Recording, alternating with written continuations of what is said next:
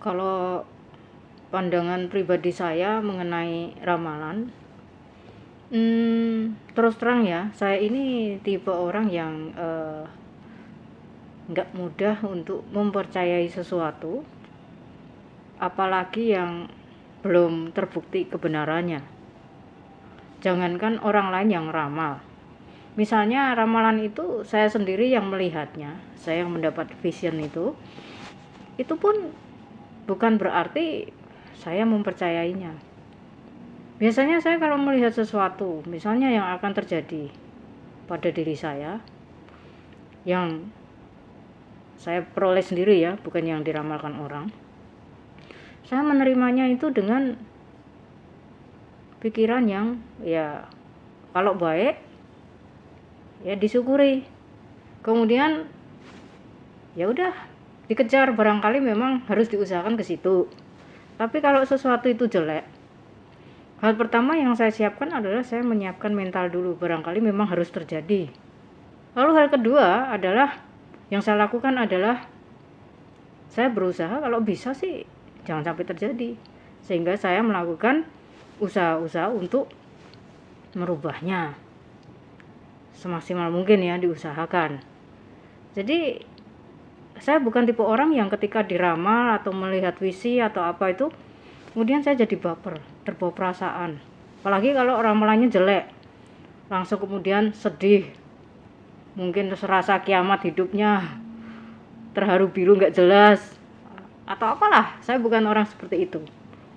Nah, seringkali dulu ketika saya ini masih ini seorang businesswoman ya, itu saya melihat penglihatan di mana ketika saya mau ada di bisnis, dan kebetulan waktu itu mungkin karma buruk saya sedang banyak berbuah, dan semua yang saya lihat itu banyak kegagalan. Ini misalnya gini, yang paling gampang, saya berencana untuk bertemu si A untuk bicara bisnis, tetapi beberapa hari sebelum hari H untuk janjian itu, saya sudah mendapat penglihatan bahwa pada hari H-nya itu orang tersebut secara mendadak membatalkan, jadi istilahnya gagal ketemu. Nah, itu jelas saya lihat sendiri dalam visi saya. Tapi apakah kemudian ketika saya mendapati seperti itu kemudian saya toh pasti dibatalkan, ngapain saya ke sana? Saya nggak seperti itu. Saya tetap ke lokasi di mana kami janjian. Ya meskipun akhirnya misalnya terjadi ya, sering terjadi bahwa kemudian orangnya membatalkan, bisnis yang itu gagal ya. Pas kebetulan, pas karma buruk saya lagi berbuah bertubi-tubi dan yang saya lihat jelek semua, bukan berarti kemudian saya terus patah semangat, hilang harapan, enggak. Saya tetap usahakan. Saya bukan tipe orang yang patah hati dengan ini. Bahkan penglihatan saya pun saya tidak serta-merta saya percayai. Dan kalaupun kemudian terjadi itu, saya pikir oh ya sudah, memang harus terjadi. Nah, pernah satu kali saya mendapatkan sebuah visi bahwa saya akan kecelakaan. Yang saya lihat itu sangat jelas. Saya naik mobil, saya nyetir, kemudian kecelakaan itu saya sampai terguling-guling. Itu yang saya lihat. Tapi stop sampai di situ. Nggak ada endingnya, apakah saya mati, apa saya masih hidup, itu nggak jelas. Hanya sampai terguling-guling aja. Nah,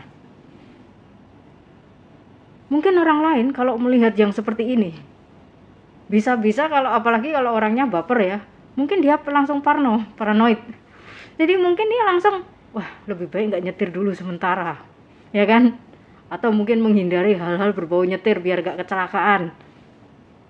Mungkin ya, karena kebanyakan orang itu menyikapin visi atau pandangan penglihatan gaib ini atau diramalkan orang itu dengan baper. Dia terima itu terlalu baper kalau saya bilang. Jadi ketika saya melihat itu, saya berpikir kapan ini akan terjadi, karena tidak jelas. Pada waktu melihat visi itu nggak ada tanggalnya kapan saya akan terjadi seperti itu, sehingga saya hanya mikir, masa sih? Tapi kalau memang harus kecelakaan gimana? Ini nggak jelas endingnya. Apa masih hidup atau mati? Tapi kalau dilihat dari yang saya lihat, saya sudah terguling-guling seperti itu mobilnya, ada kemungkinan saya mati itu. Saya hanya berpikir seperti itu. Sehingga saya, udahlah, kalau memang jatahnya mati ya mati, hidup ya hidup. Kenapa harus mikir? Jadi saya menjalani kehidupan saya seperti biasanya, tanpa beban, bahwa saya sudah melihat penglihatan di mana saya akan jatuh terguling-guling itu mobilnya, kecelakaan. Rupanya besoknya itu kejadian. Hari ini saya dapat visi, besoknya langsung kejadian. Dan kejadian itu nyata sekali, sama seperti apa yang saya lihat. Jadi besoknya saya ini kecelakaan di Ring Road Jogja itu, perempatan Bantul. Padahal menurut saya waktu itu, saya memang nyetir, saya 3 orang dalam mobil. Itu menurut saya dengan kecepatan saya yang sebenarnya kalau dilihat dari traffic light-nya itu masih cukup ya, masih ada 8 detik kurang lebih dengan kecepatan 80 km per jam. Semestinya kan nggak mungkin juga saya ngerem mendadak dan nungguin, sehingga saya teruskan. Dan memang kondisi perempatan itu sangat kosong waktu itu ya, saya mobil terakhir, sehingga saya tancap gas supaya lebih cepat ngejar ini supaya jangan sampai hijaunya habis. Rupanya dari sebelah kiri, saya yakin kiri itu masih merah, ada sepeda motor.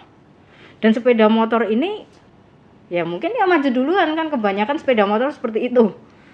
Jadi belum hijau udah maju duluan. Nah, akhirnya apa? Tabrakan kami di tengah, dan saking kagetnya saya rem mendadak. Dan apa yang terjadi? Mobil saya berguling-guling, nabrak pembatas jalan, lalu berguling-guling lagi, dan sampai di persis berhenti itu di depan pos polisi yang ada di perempatan itu. Dan ketika terguling-guling dan berhenti ini, itu kondisi berhenti itu mobilnya itu dalam kondisi terbalik. Dan pada waktu itu ya mungkin efek dari kebanyakan nonton film yang kecelakaan mobil, jadi saya melihat dalam kondisi terbalik dari spion saya, karena waktu itu tangkinya di sebelah kanan. Saya melihat bensin ini udah ngocor, udah keluar. Dan mungkin efek kebanyakan nonton film yang begitu kecelakaan, bensin ini kemudian meledak, padahal ya secara logika nggak mungkin kalau nggak ada pemicunya bisa meledak. Jadi waktu itu dalam kondisi sudah terbalik gitu, melihat bensin dari ini spion, saya sempat berpikir kali ini mati saya. Waktu itu visinya sampai di situ, saya berpikir harus meledak gitu. Emang lucu sih, konyol sih ketika saya review lagi. Nah, tapi tiba-tiba banyak orang ini, saya melihat kaki-kaki ya, secara terbalik saya melihat kaki-kaki mendekat ke mobil dan bertanya, itu yang di dalam mobil masih hidup nggak? Itu yang di dalam mobil masih hidup nggak? Saya teriak, masih. Kami teriak, yang paling kenceng saya, karena yang lain mungkin masih dalam kondisi sangat shock ya. Jadi saya bilang masih. Nah, kemudian mereka, orang-orang ini bilang, kalian jangan gerak dulu, mobilnya kami bantu balik dulu baru keluar. Jadi mereka rame-rame membalikkan mobil itu. Kapnya itu sudah hancur, sehingga saya dan yang lain, kami bertiga itu keluar itu lewat sela-sela ini, ada jendela, ada ini depan, ini kaca depan juga sudah hancur semua. Kami istilahnya nerobos itu dengan sudah kesempitan untuk bisa keluar, karena pintu sudah nggak mungkin dibuka lagi, benar-benar udah penyok banget itu. Dan secara nalar dan logika, dengan kondisi mobil yang seperti itu, semestinya saya mati sama ini rombongan saya itu. Kami bertiga keluar itu lewat jendela-jendela yang sudah rusak itu. Nah, pada waktu keluar, hal pertama yang dilihat oleh warga waktu itu yang nolongin kami termasuk polisinya adalah kondisi kami. Mereka sebenarnya udah siap-siap, udah pada ribut, nanti kita ini bawa ke ini telepon ambulan atau apa. Rupanya kami bertiga ketika keluar dari mobil itu, kami boro-boro berdarah, lecet aja enggak. Aneh kan? Lecet aja enggak. Warga yang lihat heran, polisinya sampai melongo, kok bisa? Saya pun gara-gara mereka terpana, saya baru sadar, oh iya, ternyata kita nggak lecet ya. Tapi ya buat saya, kalau saya nggak lecet itu ya oke lah, masih ada wajarnya karena saya pakai sabuk pengaman di depan. Tapi yang lebih hebat lagi yang duduk di belakang, karena biasanya orang duduk di belakang nggak pakai sabuk pengaman dan dia juga nggak luka sama sekali. Ini benar-benar seolah-olah terlindungi, meskipun mobil itu secara nalar itu orangnya harusnya mati. Nah, jadi visi yang saya lihat waktu itu, saya hanya sampai di episode dimana saya terguling saja. Itu terakhir, dan tidak terlihat apakah saya selamat atau tidak. Dan akhirnya terjadi. Dan untungnya saya selamat, dan saya mensyukuri selamat itu, bahkan nggak luka sedikit pun. Saya mensyukuri sekali. Memang suatu keajaiban buat saya. Nah, tapi meskipun seringkali apa yang saya lihat ini kemudian terjadi, walaupun terjadinya kapan tidak bisa diprediksi, bukan berarti ketika saya kemudian melihat sesuatu, kemudian saya langsung baper dan mempercayai. Ya, tetap semaksimal mungkin ya saya akan berusaha untuk menghindarinya. Menghindari ya berarti kalau seperti tadi, oh saya melihat saya akan kecelakaan, ya nyetirnya hati-hati. Saya merasa sudah hati-hati dan saya tidak ngantuk, ya kan? Jadi kan sudah maksimal. Tapi bukan berarti saya paranoid kan? Wah, karena kelihatan mau kecelakaan, lebih baik saya nggak nyetir dulu lah. Sampai kapan? Orang tanggalnya nggak jelas kok, ya kan? Nah, itu yang saya lihat sendiri aja saya nggak percaya sebelum terbukti. Kalaupun sudah terbukti, oh ya sudah, memang harus terjadi. Apa kemudian saya menyesalinya? Kemudian misalnya tahu gitu saya nggak keluar, mobil saya nggak penyok, nggak renyek, apalagi asuransinya udah habis kan, rugi juga kan. Nah, saya nggak menyesali, memang harus terjadi ya terjadilah. Buat saya seperti itu. Apalagi ramalan orang lain. Nah, bicara soal ramalan orang lain ya, kebetulan mama saya, bukan hanya mama papa, tapi lebih lekat ke mama saya dan nenek saya, itu sangat familiar dengan paranormal. Banyak sekali stok paranormalnya, terutama yang cun, ampuh-ampuh.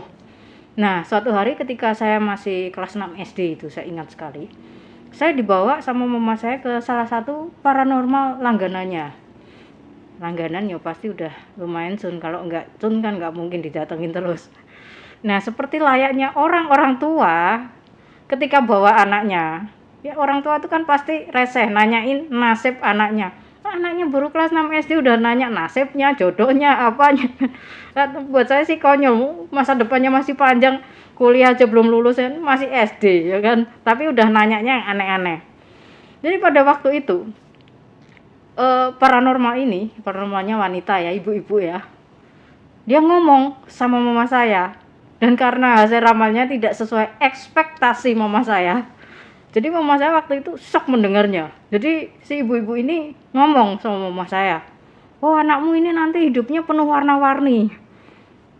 Saya yang denger ya cuman dengerin aja maksudnya apa kan gitu kan. Tapi ini nanti ada jodoh. Cuma jodohnya kok ini ya, umurnya seumuran papahnya. Wah, mama saya shock, kaget kan. Nggak salah lihat ya. Stres lah mama saya. Masa diomongin dia bakal punya menantu yang umurnya seumuran suaminya, ya pingsan lah mama saya. Lalu dia juga ngeramalin, ini nanti punya anak cuma satu, laki-laki. Ramalannya itu. Tapi anakmu ini bisa jadi orang sukses, tapi memang hidupnya penuh warna-warni. Dia bahasanya begitu aja. Sisanya nggak ada, tapi dia menekankan soal jodoh itu. Jadi mama saya kan nggak mungkin loh.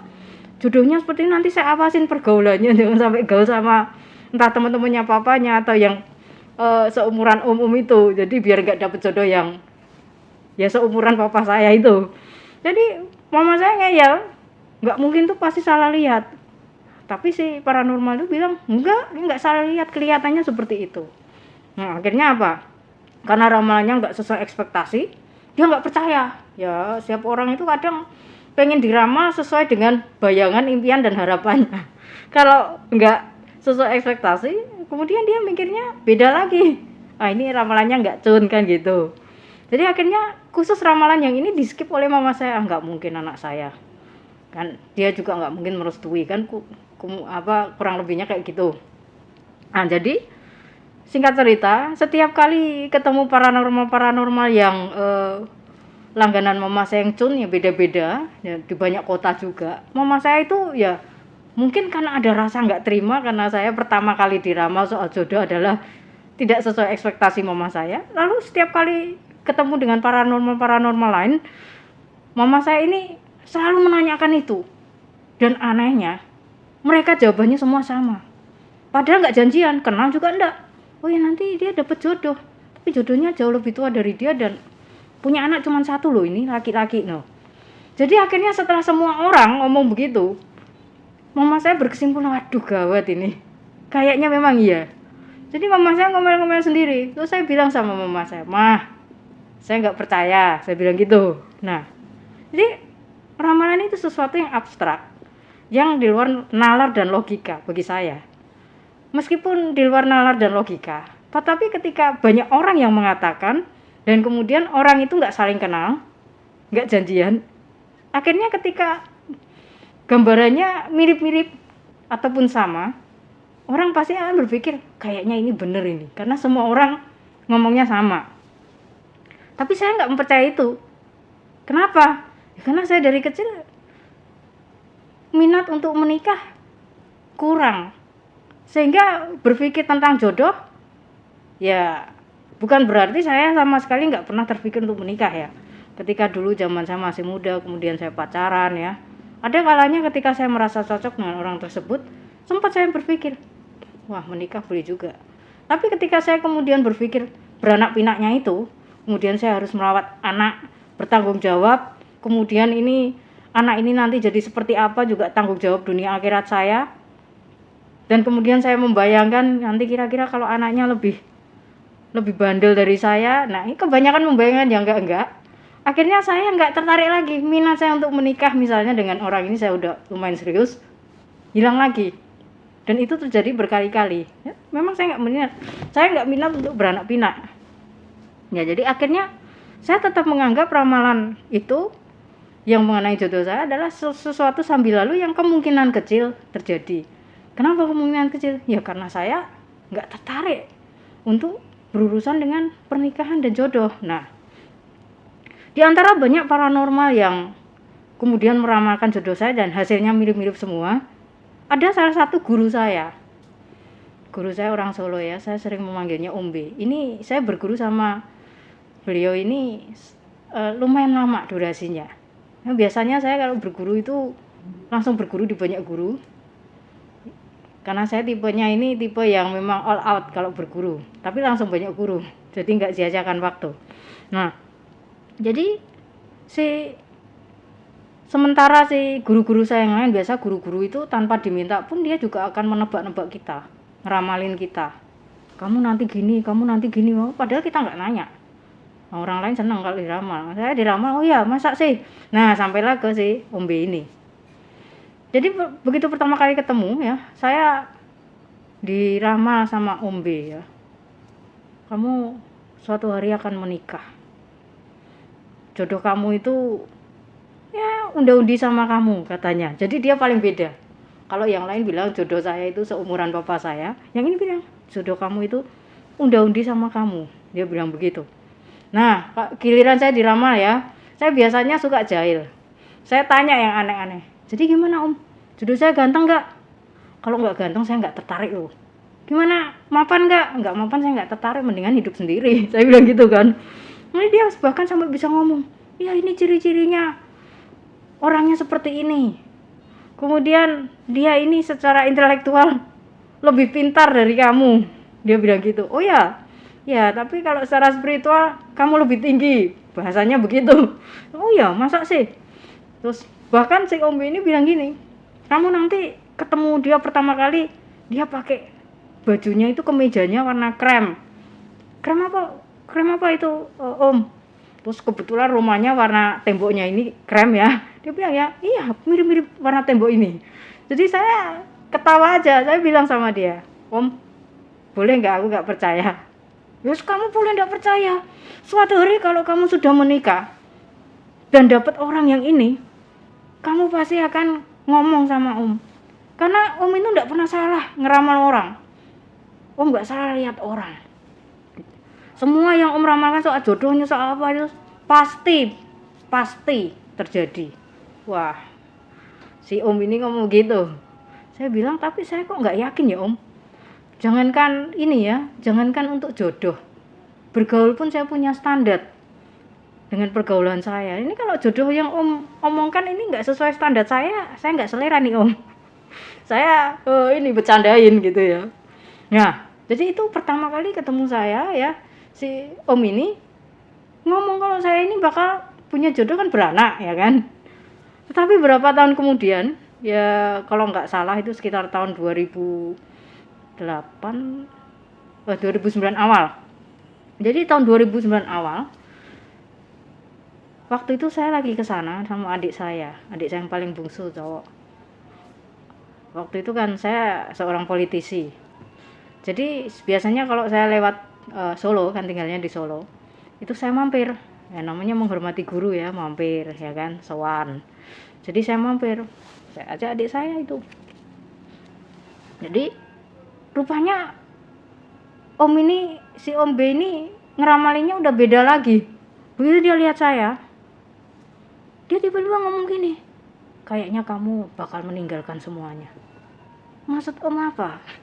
Adik saya yang dengerin saya diramal itu dia malah ikut-ikutan nimbrung minta diramal. Padahal saya nggak minta diramal. Jadi si om ini bilang gini, si Om B, kamu akan bosan dengan segala sesuatu duniawi, kamu akan meninggalkan kesukaanmu, bahkan dunia politik yang lagi kamu senang-senangnya ini, dan akhirnya kamu juga akan terjun totalitas ke dunia spiritual. Jadi si Om B ini ngomong begitu. Saya langsung bantah waktu nggak mungkin om, karena bayangan saya mendalami totalitas di dunia spiritual, bayangan saya waktu itu berarti jadi dukun, jadi paranormal. Aduh nggak banget deh.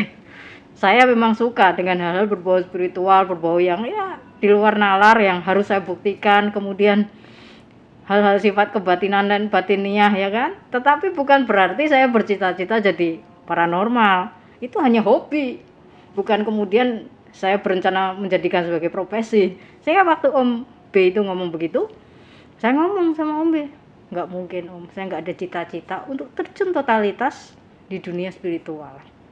Lalu dia meramalkan lagi, ini pasti. Terus saya bilang sama dia, om, dulu pertama kali kita ketemu, om ngeramalin saya nikah loh. Ini nyatanya om sekarang ganti, ya kan? Dulu dia ngeramalin saya bakal menikah. Hari ini kok ngeramalin saya bakal totalitas di dunia spiritual. Lalu omnya ini dia ngomong gini, wah, ya masih ngelantur soal ramalan. Yang ya saya percaya nggak percaya. Dia bilang nanti pada saat kamu terjun di dunia itu spiritual secara totalitas, nanti ada satu orang yang sama-sama di dalam dunia spiritual yang sudah mengamati kamu sejak hari dimana kamu terjun di dunia spiritual itu. Oh ya. Terus saya sampai saking nggak ngenya, oh ya masa siapa terus saya nanti kalau jadi dukun terus punya murid itu salah satu muridnya. Saya bercandain begitu, kayaknya bukan, tetapi ini orang juga mengamati kamu. Jadi saya hanya bercandain si om ini, enggak lah om, udahlah saya nggak mau denger yang aneh-aneh om, hari ini saya sekarang seperti ini ya seperti ini, besok ya besok. Nah tapi anehnya memang hidup ini kita nggak tahu. Sampai suatu hari ketika akhirnya saya betul-betul tertarik dengan agama Buddha, dan dengan nekatnya saya menjadi sayale, padahal baru mengenal agama Buddha itu hanya 1 tahun waktu itu. Setelah saya menjadi seorang sayale 1 tahun setengah kemudian, pas saya lagi ke Solo, saya mampir lagi di tempat si Om B. Namanya juga guru ya, meskipun saya sudah menjadi seorang Buddhis, saya sudah menjadi sayale, bukan berarti kan terus saya sombong nggak mau say hello. Kalau apalagi ini kan guru yang cukup terkesan untuk saya. Memang ada beberapa, memang dari banyak guru kan tidak semuanya membawa kesan, tapi yang ini membawa kesan. Sehingga saya mampir. Jadi waktu mampir lihat saya udah gundul-gundul pakai jubah, ya baru sayale waktu itu. Si om bilang gini, loh kan, apa kata om? Kamu itu pasti terjun total di dunia spiritual. Tapi ini belum kelihatan sekali. Ini masih goyang, dia bilang gini. Oh ya, masih goyang, dia bilang gitu. Saya bilang, om, namanya hidup tidak ada yang tahu. Hari ini saya seperti ini, besok seperti apa juga tidak ada yang tahu. goyang itu wajar, itu kan tidak ada yang tahu jalan hidup membawa saya kemana, ya ikuti aja. Jadi si om bilang gini, tapi kamu tuh pasti, menurut saya itu nanti totalitasnya benar-benar totalitas. Saya nggak mikir. Ketika saya sudah jadi bikuni, nggak lama kemudian, berapa bulan kemudian, saya pas ke Solo lagi, saya mampir dan dia langsung ngomong, nah ini udah jelas ini kali ini beda sama yang dulu. Saya pun nggak ngerti omongannya. Nah, jadi sayangnya tidak lama setelah saya menjadi seorang bikuni, beliau juga meninggal. Nah itu, jadi Anda bisa bayangkan dari sekian banyak peramal yang meramalkan saya soal jodoh, ya, itu semua ramalnya sama, kecuali si Om B ini. Dari ketika saya pertama kali ketemu dengan Om B ini, ramalannya udah beda, mengenai jodoh udah beda. Tapi kemudian ramalannya aja bisa bergeser, ganti. Dari yang awalnya ketemu jodoh nanti punya anak, ya kan, jodohnya sesuai kriteria dia, ya. Akhirnya dia bisa meramalkan saya akan terjun dunia spiritual. Nah kalau dilihat dari sini aja, sebenarnya kita bisa mikir bahwa ramalan itu sesuatu yang nggak pasti.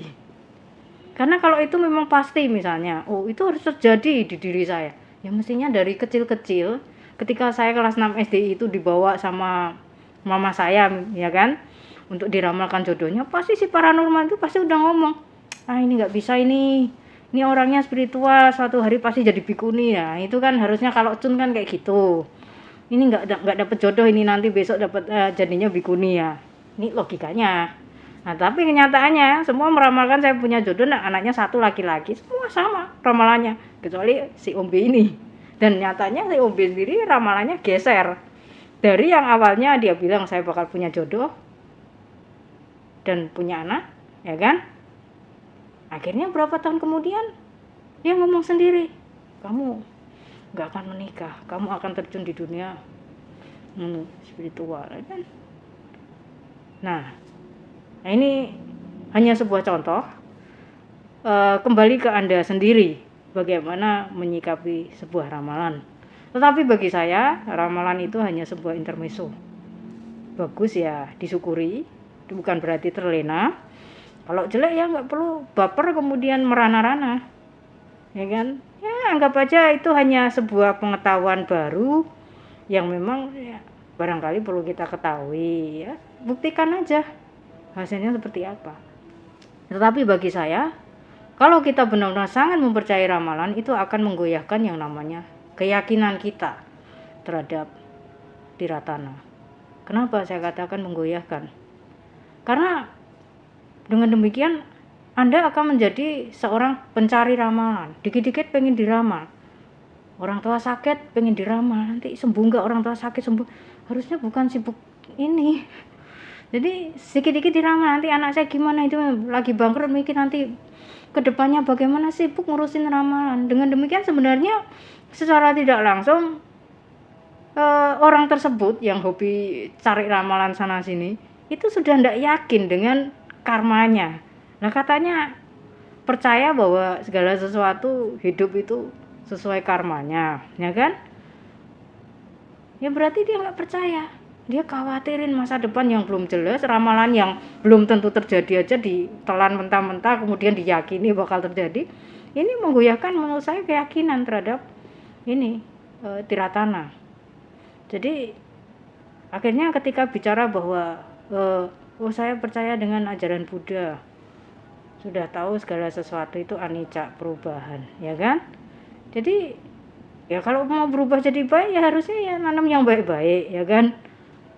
Nah kalau diramalin yang jelek-jelek kemudian stres dan terpuruk, lalu ya jadinya jelek juga kan. Nah jadi ya jangan goyah, kita pasrah aja, kita yang penting melakukan yang terbaik yang kita mampu. Hasilnya apa? Lepasin, terima dengan senang hati. Itu menurut saya itu yang saya lakukan, ya kan. Memang pada saat menghadapi masalah-masalah tidak mungkin tensi naik, emosi bisa naik, tapi yang penting kita sudah berusaha. Apapun hasilnya udah lepaskan aja, relakan. Dan kita harus punya satu keyakinan, selama ini kalau saya nanamnya baik-baik, ya udah yakin aja itu akan berbuah baik. Jadi nggak perlu mikir, Itu menurut saya loh ya. Tapi ketika orang dengan sibuk dengan ngurusin ramalan-ramalan, terpatok dengan ramalan-ramalan, sebenarnya itu keyakinan itu udah luntur. Sudah tidak meyakini dengan ya ini, hidup sesuai dharma. Ya kan? Akhirnya sibuk ya ini dan itu yang nggak jelas itu, ya. Jadi kalau saya pribadi ya pandangan saya seperti itu mengenai ramalan. Tapi kembali lagi kepada masing-masing orang, itu adalah hak dari setiap orang untuk menentukan jalan hidupnya. Apakah dia akan berproses menjadi orang yang jauh lebih baik dengan tingkat spiritual yang lebih tinggi, atau barangkali malah tidak berproses atau malah mengalami kemunduran. Yang kembali lagi ke manusia itu masing-masing.